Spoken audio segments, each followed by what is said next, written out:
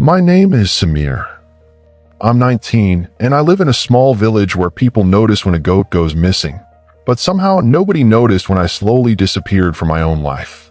Every evening, I still walk the same dusty road past the wheat fields, past the tea stall, past the boys laughing near the banyan tree. They waved sometimes. I waved back. But inside, I'd already stopped showing up long before my feet stopped going there. I used to sit on the rooftop after sunset, watching the sky turn soft orange behind the fields. From up there, our village looked peaceful, like nothing ever changed.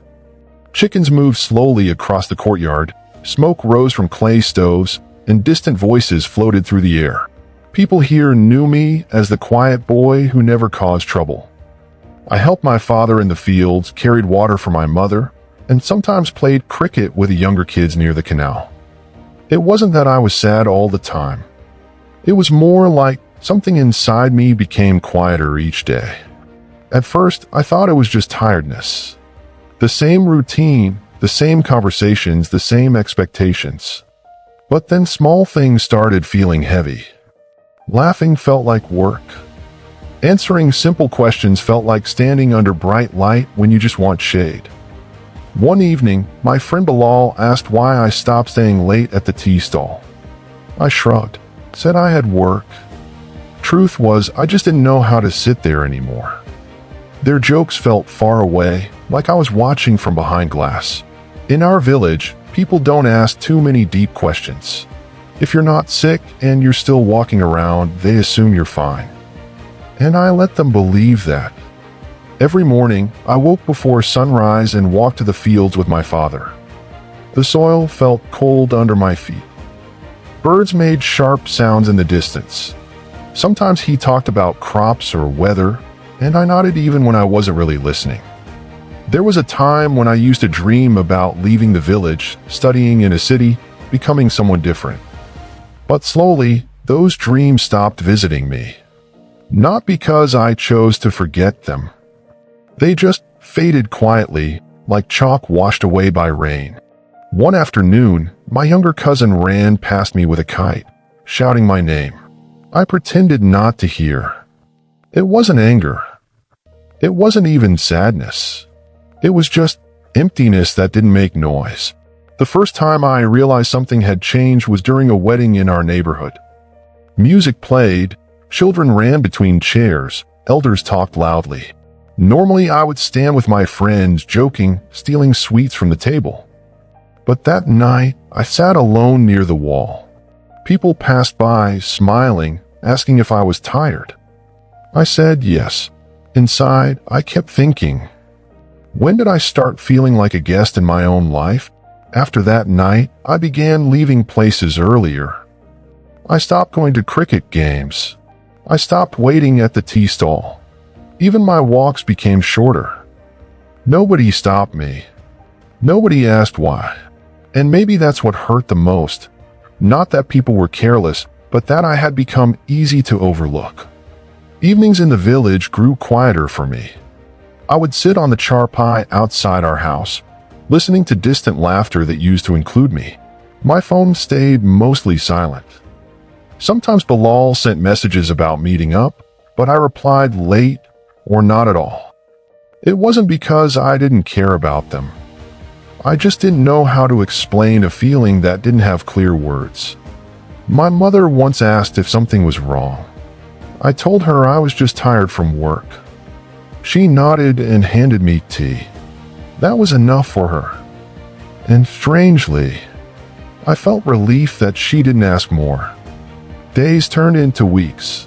Slowly, my absence became normal. People stopped expecting me at gatherings. My chair at the tea stall was taken by someone else. The younger boys found new people to look up to. Life continued, just without me. One evening, while walking past the canal, I saw my friends laughing loudly. For a second, I thought about joining them. But my feet slowed. I realized I didn't know what version of myself would walk into that circle anymore. So I kept walking. Behind me, their voices faded into the sound of crickets. The real moment, The quiet turning point happened on a cold night. I was sitting alone on the rooftop again. The village lights flickered softly, and dogs barked somewhere far away. My phone buzzed once. It was a group photo from the tea stall. Everyone smiling, leaning close, looking happy. I stared at it for a long time. No anger. No jealousy. Just a strange question rising slowly inside me. Did I leave? Or did I just stop being seen? That thought stayed with me. Maybe nobody noticed because I never showed my struggle. Maybe I became so good at hiding that people believed the silence was normal. I realized then, disappearing isn't always loud. Sometimes it's just small steps backward, repeated so often that even you forget where you started. The next morning, nothing dramatic happened.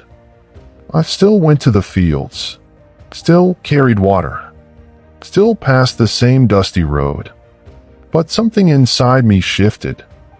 Not hope, not sudden strength, just awareness. I began noticing how often I avoided eye contact, how quickly I ended conversations, how easily I turned away from moments that once mattered to me. It felt strange to admit that part of my loneliness came from choices I didn't even realize I was making. And yet, even with that realization, I didn't suddenly change. I still left gatherings early. I still sat quietly during meals. Some things don't transform overnight. One evening, Bilal finally stopped me near the banyan tree. He didn't ask big questions. He just said, "You don't come around anymore." I wanted to explain everything, the heaviness, the silence, the way my thoughts felt crowded even when I was alone. But the words stayed stuck somewhere between my chest and my throat. So I smiled slightly and said, "Just busy." He nodded. And that was it. He walked away, not knowing that those two simple words carried months of distance inside them. That night, I lay awake longer than usual. I thought about how easy it is to fade quietly, how a person can still walk the same roads, breathe the same air, live in the same house, and yet feel absent from every moment. The village didn't change. The fields didn't change. But I had slowly stepped outside the rhythm of it all. And maybe nobody noticed because I never made a sound when I left. Some evenings now, I still go to the tea stall for a few minutes. I sit at the edge, listening more than talking. Sometimes someone asks where I've been, and I give small answers that don't explain much. The truth is, I don't fully understand myself yet. I don't know if I'm returning, or just visiting the life I used to live. But at least now, I notice the silence inside me instead of pretending it isn't there.